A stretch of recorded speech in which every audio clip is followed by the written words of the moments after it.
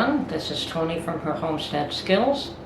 And what I have noticed recently is that we do have quite a few new canners coming to my channel.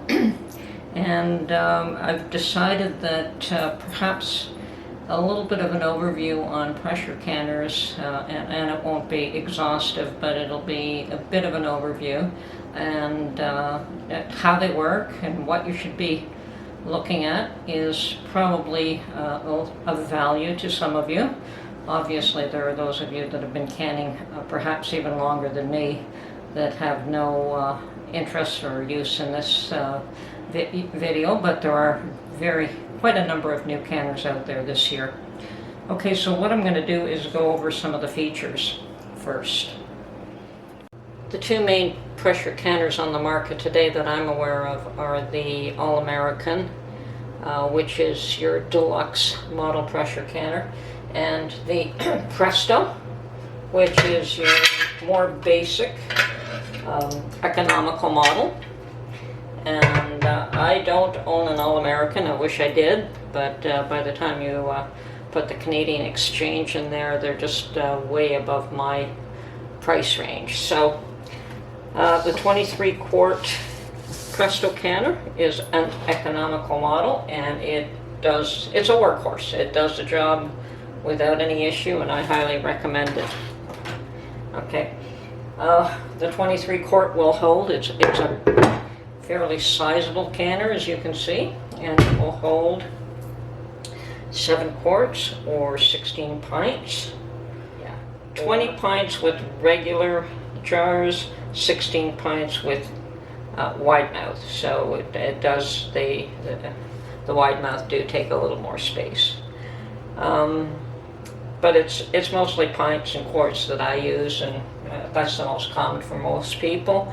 When I'm making jams in the little half pints, it's usually water bath, and I don't pull this monstrosity out for that purpose. I just use a smaller regular kitchen pot. So it comes with one tray that you have at the bottom so that you're not putting your jars directly on the base of the pot and therefore a little too close to the heat. So that's just to give it a bit of space. It also comes with okay, my model came with the gauge, which I like, although there are people that tell you that the gauge is not always perfect and needs to be recalibrated.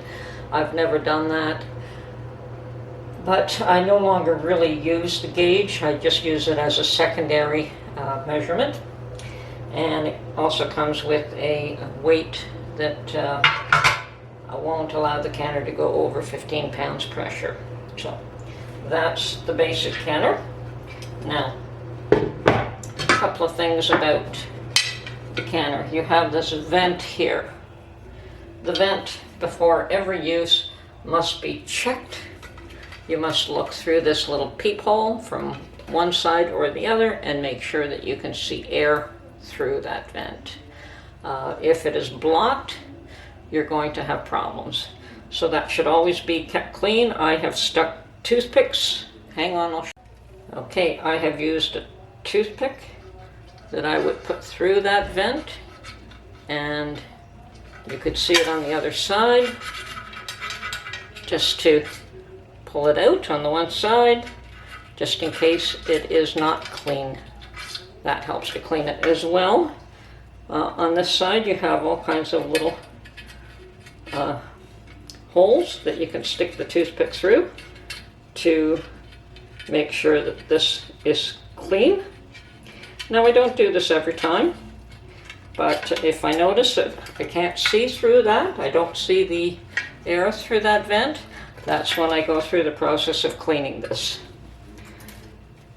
Next step on the agenda is to make sure that your overpressure plug is in good shape. And when they're new, you probably don't have to worry about that for a long time. And your rubber gasket, very important. The rubber gasket should be, obviously when you first get your canner, you should pull it off and wash it. and seat it properly back in the lid. Now, mine is brand new. I just changed the plug and the washer. They do come as a unit. So like I've had this canner for years, and every once in a while, and it's not that regular, you know, it's every once in a while you notice that your canner may not be working properly, and it's time to look at changing both your seal and the plug, and they do come as a unit. So also on this lid you have this little, I don't know what they call it, but what that does is when the pressure starts to build, this thing will pop up and you know that it's starting to seal. If it doesn't pop up, air escapes from there and it's not sealing. So when you're venting for a full 10 minutes, or sorry, before you start venting, this should have popped up.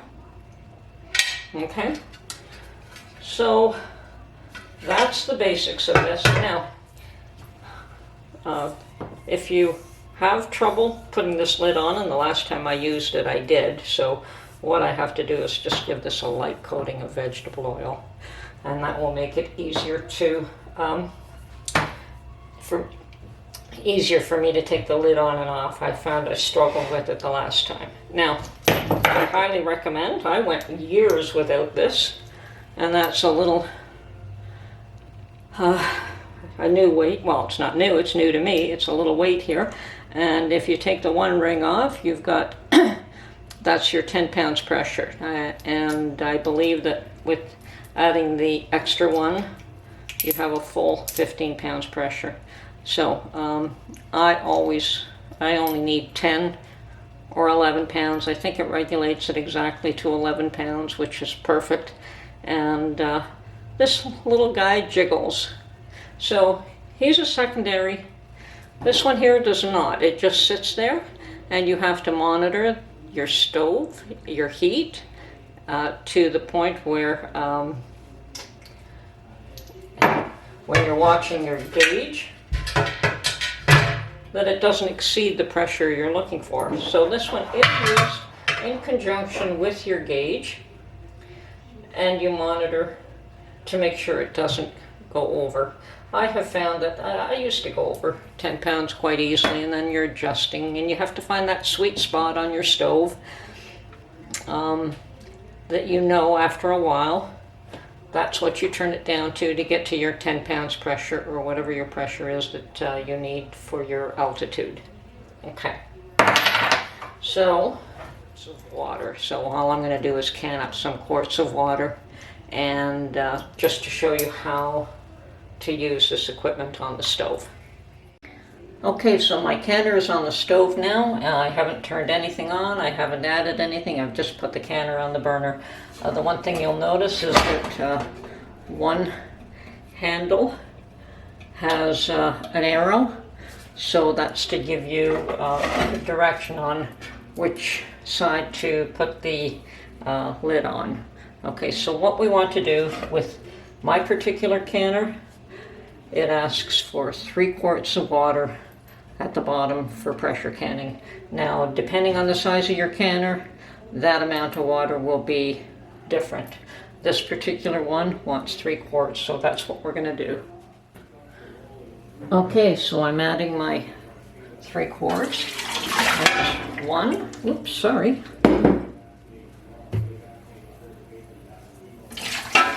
2. And 3 quarts of water. Now, this was hot tap water. So I'm going to turn on the burner now.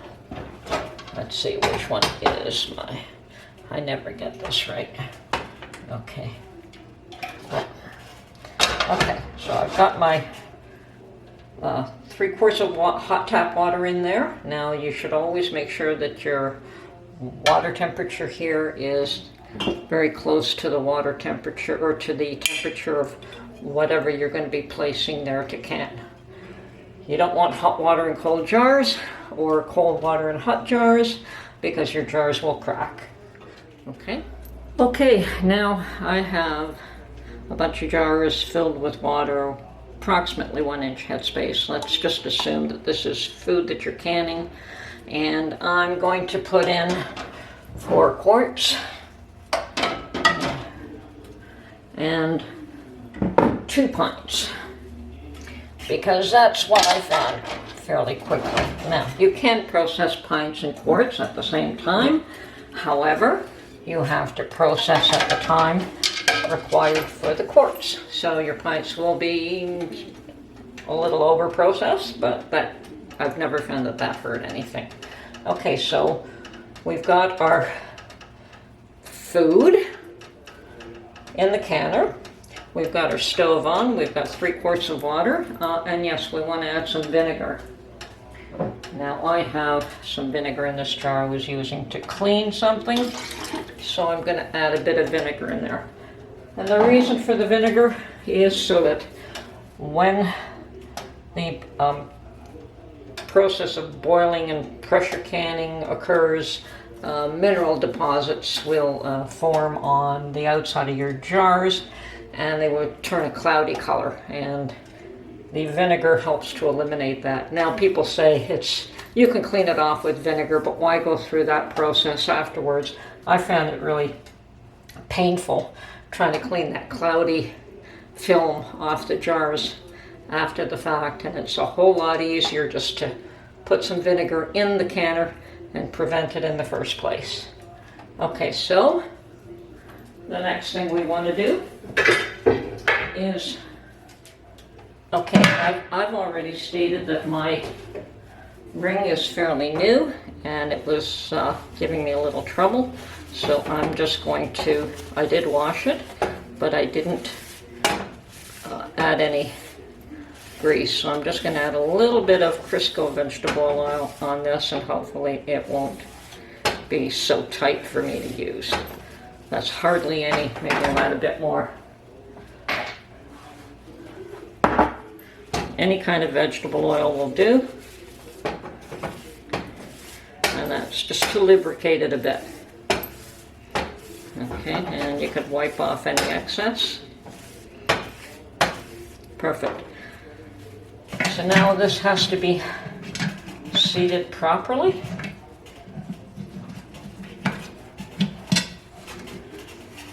And there are directions on, okay, here it is. We have the open and close. Now that goes to the same, sorry, you have a V shape here that says open and close open in one direction, close in the other direction, and you have your arrow there also to align which lid aligns to, or which side of the lid aligns to the pot. And if you just place it there like that, it fits perfectly. You don't have to fight with it. And yes, that's sealed just a little bit better now. So I'm going to let this come to pressure before we continue. Okay, I've turned the canner sideways so that you can see this. And one of the indications, I can hear it bubbling. I can hear that the steam has not really started to come out in any great quantities. But one of the indicators that you're ready is watching that little guy pop up. As you noticed, it did. Now that is an air vent cover lock, and what that does is it locks everything inside, so now you can start to vent. You should start to see. This is when you could say that it's almost time to vent for 10 minutes, but I still give it another minute until I see the steam, because that has just raised, and you don't want to touch this. It's very hot and you can burn yourself, but that is one indication that it is almost ready to start your countdown for your venting for 10 minutes. So I'm going to turn this back around, and we want this to be pouring out a very strong steam flow, and when that's starting to do that, then I will set the timer for 10 minutes.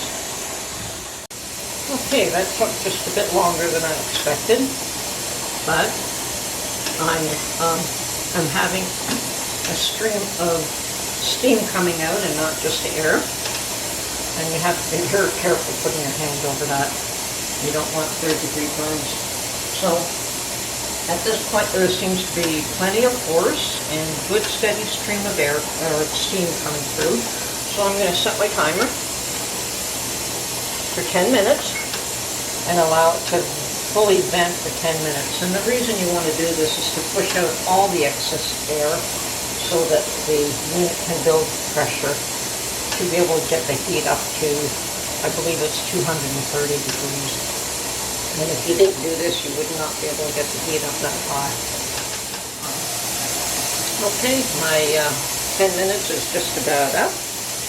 And what we have to do then is put a weight on the vent pipe here. Now, the one that comes with the unit is a pressure regulator for 15 pounds, which is probably completely suitable if you're at the height above sea level that you would require 15 pounds pressure. There's my timer.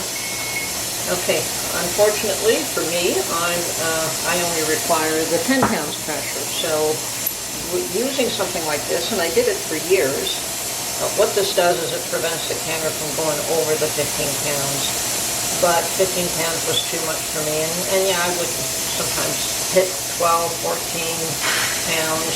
And you have to sit there and adjust your heat on the stove, and you have to find that sweet spot that once you get it up to your 10, 11 pounds pressure, that it will maintain that pressure, and that's where the gauge comes in. So with the 15 pound pressure weight, you absolutely require the gauge. Now, I did purchase this other unit that allows me to, it is also a 15 pound pressure regulator, but it is adjustable where you can take a ring off, and that ring is 5 pounds. There's 2 rings. I guess the one unit is 5 pounds, add 1 ring, and you've got 10 pounds, add the second ring, and you've got 15 pounds, but I only need the 10 pounds. So, now that my venting time is up, I just seal that, and this will keep it at, you'll start to see that the gauge does move, and when it moves, then we'll come back. Okay, as you can see, I'm by the gauge, I'm almost at 10 pounds pressure, so, you know, and the gauge can be off just a little bit, and I'm jiggling pretty firmly, actually. So you want that jiggling to be, what they claim is about, 4 jiggles a minute, and this is a little bit more than that. And what happens when it jiggles is that you're losing, it's allowing steam, pressure to escape so that you don't overly, so that there's not too much pressure building up in the canner. So at this rate, I can turn the heat down a bit to slow down that jiggling. Okay? Unfortunately, it's behind the canner. So you want to get that, as they say, about 4 jiggles a minute. If it's a little over that, I don't really concern myself too much. So it's still a matter of adjusting the heat a little bit, but this will keep it. Whether it jiggles hard or it jiggles light, that will keep it at the 10, 11 pounds pressure. So I have found this was a godsend. I could actually walk away for not longer than 3 minutes. Now, you should never ignore a canner on the stove. Always keep an eye on it. Check on it every few minutes, 5 minutes, 10 minutes. Don't ignore it, because that's when you run into trouble. You never know when something could happen. So, at this point, as I said, that jiggling is a little too much for my taste. I have turned down the heat. That'll take a little while to come down. And once it comes down a little bit more, I'll come back. Yeah, the point I want to make though is that my gauge is not moving beyond 10. I think it'll go another notch or two, but with this weight it has never gone beyond 11 pounds pressure, which is awesome, because I've struggled in the past trying to keep it between 10 and 15 and not always successfully.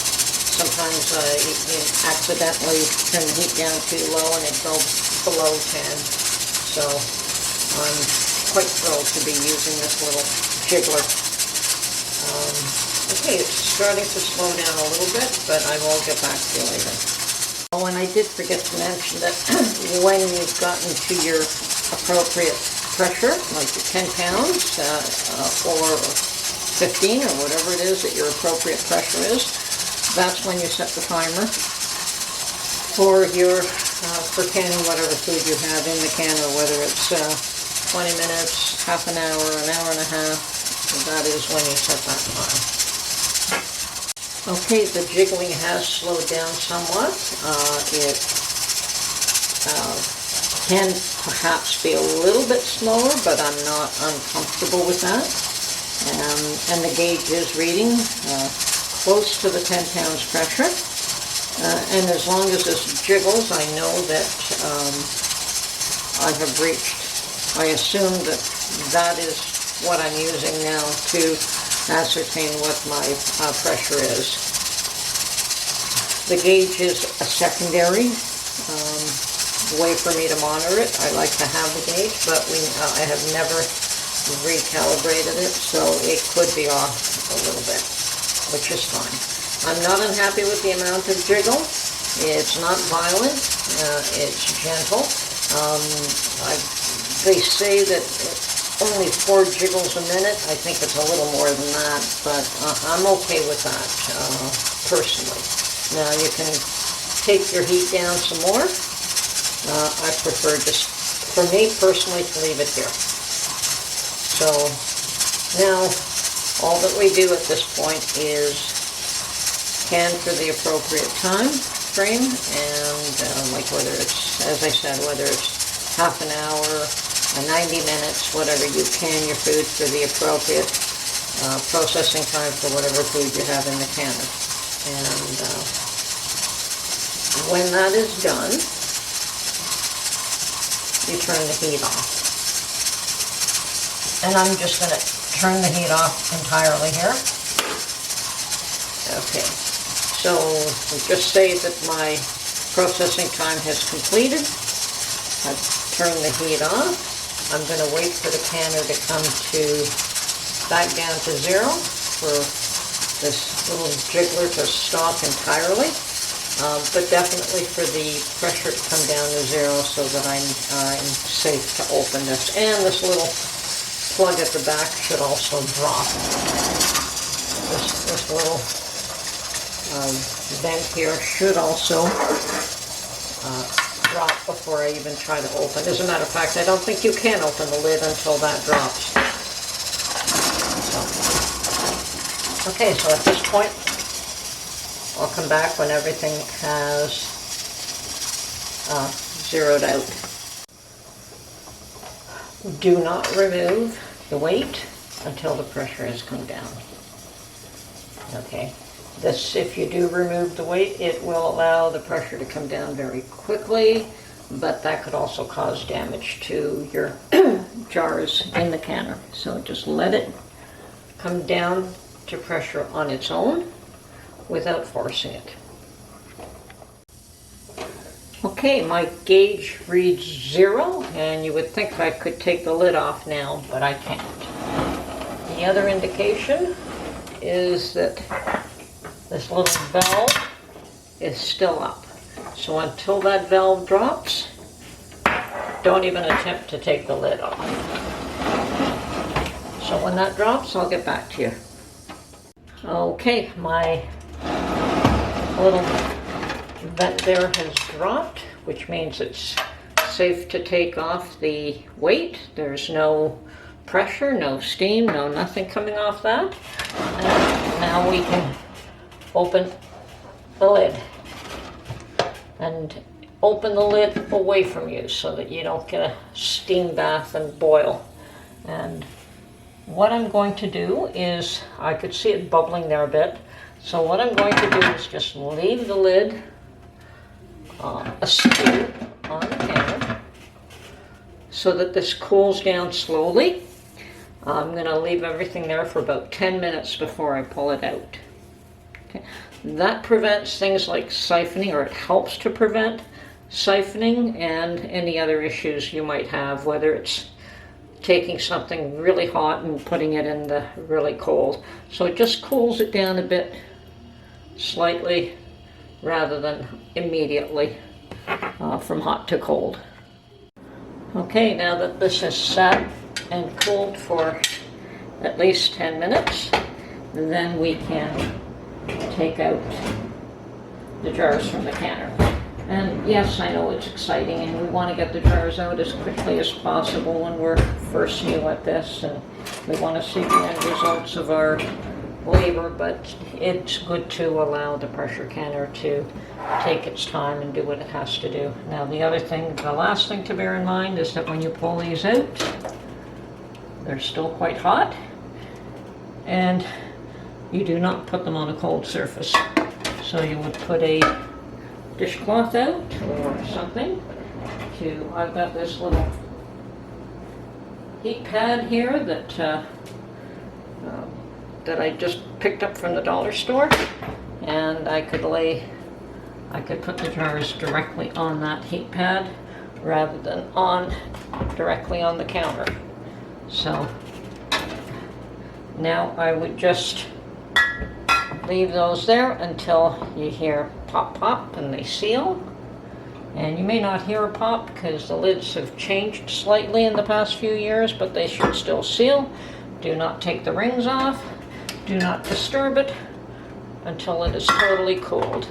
Now some say overnight. To me, as long as they've cooled, I'm fine. I can take the rings off, wash the jars, label them, and date them. So that's it for how to use a canner. Hopefully it's been helpful. If there's any questions, please feel free to ask.